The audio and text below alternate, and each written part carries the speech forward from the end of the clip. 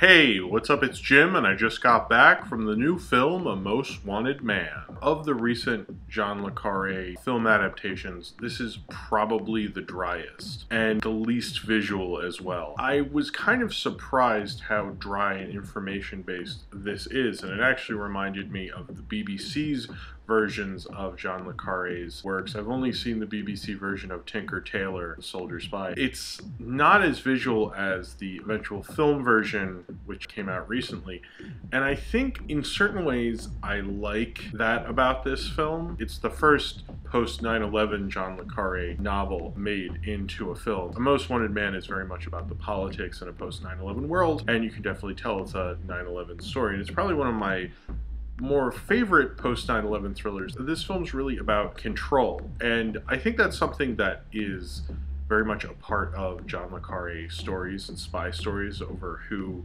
has the upper hand over whom. The character that Seymour Hoffman plays of Gunter acts like he is in control and feels like he does, but he also feels like maybe he's pushing it too far. At sometimes I think feels like a very in control man who knows what he's doing, but other times it feels like he's being too risky and what that control can really do. This film shows that as well as Tinker Tailor did in that story, but the way they do it in such a dry way makes this more information based, and it reminds me actually a lot of, not just because I saw an older BBC production of a John le Carré novel, but if you watch any of the older BBC television productions of any book, they were so incredibly detail oriented. Sometimes too much and it would get way too dry and it's hard to stay awake and get through them. Other times to a very glorious effect, and I think this is more towards the latter. But I don't think you see a lot of films, especially like kind of almost thriller films, that are as much about information, and especially with a le Carré novel. Gunter, played by Seymour Hoffman, who is trying to take down this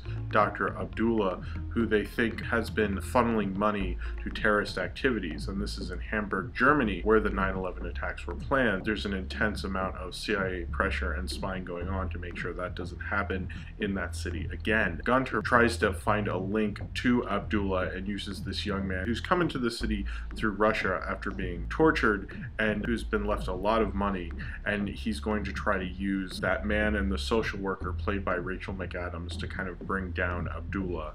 Now this film's a lot more complicated than that, and there's a lot more information going on, especially concerning the US's involvement into this German spy group. This film does get into kind of the sad existential parts of being a spy. Not too much, although the director of this, Anton Corbijn, who also directed The American and is a famous photographer as well, I think you'd expect this film to be more with that, and it's not really that showy of a performance or a role for Seymour Hoffman, even though this is his last lead film role. It's more about the investigation and the information, so you kind of have to gather what you can from the characters through these performances. And you have a lot of great actors. You have Robin Wright playing this US operative who's trying to work with Seymour Hoffman's character, who feels like she's going to help him out, but she also feels a little slimy. I guess a little similar to what she does in House of Cards, but not exactly. Daniel Bruhl, who most people will probably forget from this film, I think is an actor I wish I saw more of, and Willem Dafoe, a couple Americans with German accents, and I think Willem Dafoe and Seymour Hoffman pull them off very well. Willem Dafoe is playing a much smaller role than you'd expect for someone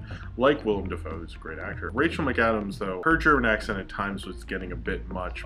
Seymour Hoffman, obviously any review or anything you read about this film is going to be about him because it's his last big screen appearance, and don't let that overshadow the entire movie. I think this film is more than just one performance, really. I liked a lot of what he did here, and it shows how a great actor knows exactly when to turn it up and turn it down. It's not about doing a film that's more about the acting than the directing and so forth. And Seymour Hoffman could really do both as magnificently as one another. There's certain actors who are only really shine if they have a really showy performance, and Seymour Hoffman certainly wasn't one of those. It reminds me a lot of what Gary Oldman actually did in Tinker Tailor, how it's the kind of performance, it's so essential to the film, but if it didn't work the way it did, the storytelling element of the film wouldn't work. It's like you couldn't really have this film without a presence like Seymour Hoffman in it, just like how Tinker Tailor wouldn't work as well without Gary Oldman. It shows a great actor and a great character actor who can really go and do something like that. It's kind of a thankless lead role, but that's the kind of like acting challenge I think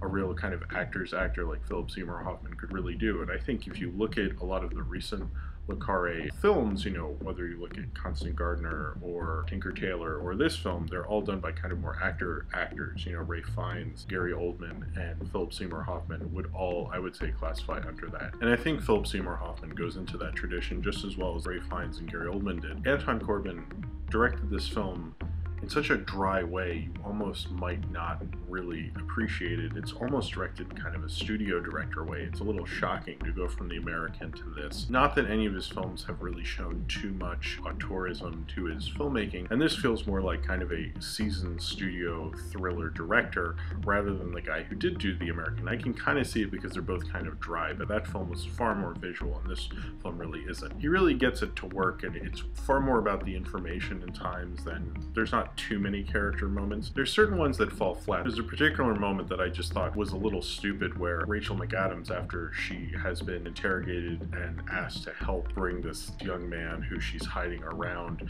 to their side so they can use him to get Abdullah to put up all these things in the apartment where he's staying, she's like, here, let's go up here. And then they just stand around and like look at stuff, and it's like kind of a little odd while they're setting up all this spy equipment. I don't know, there could have been something there. It just felt like, oh, we're just gonna stand around on the roof, I guess. I understand, like, you know, they needed to get that stuff in there, and if she had said like, I wanted to show you this beautiful sunset or just something, it just seemed a little odd for a film that's so detail oriented, so information oriented, for them to just kind of leave out something like that, just have them like stare off, just felt like a little odd to me. And there are a couple moments like that where they planned everything out, but a couple scenes just fell by the wayside for whatever reason. There was another scene where Philip Seymour Hoffman's playing the piano, which I thought, oh, is this piano going to keep playing into the next scene? And then it did for a little bit and kind of went away, and it showed like the taxing sadness of being a spy, but I thought I had really seen that before through a lot of other scenes, so it just felt like they were kind of pushing it a little bit. The direction, the way Anton Corbijn came about this story, it's more about the information and the details. You have to watch every little thing to see all the pieces come together and really get what's going on.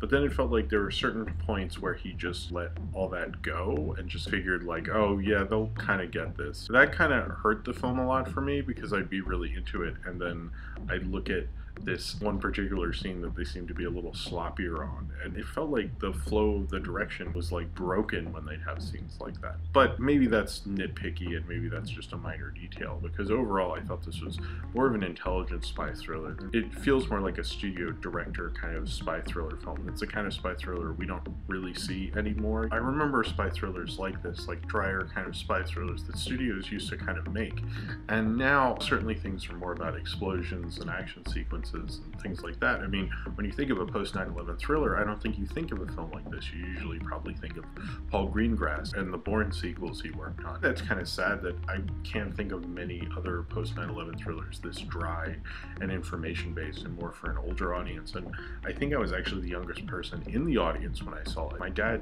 is a big John le Carre fan, and he used to tape all the BBC versions, and they always felt like really grown up, really smart stories. And I always wanted to, when I got older, to be able to watch some of them. And I haven't watched Smiley's People. I'd like to watch more of the work Alec Guinness did, who's another kind of actor's actor. You really have to be an actor's actor to work in a le Carre film or TV show, and I probably should see older le Carre films as well. It's an interesting kind of detail-oriented film, and I think when I was watching it, I was thinking about how I was almost not accustomed to it, because I almost didn't think about how dry and how it would be so this way.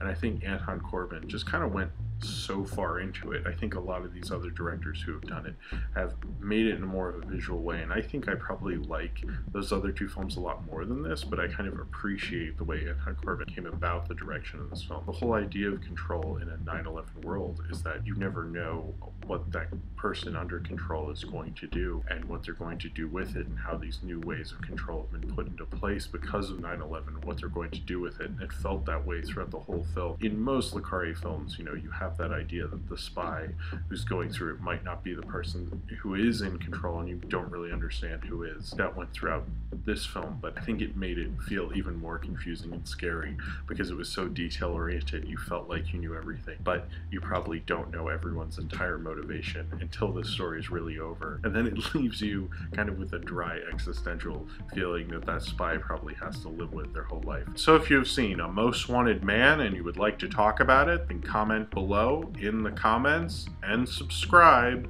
if you would like to.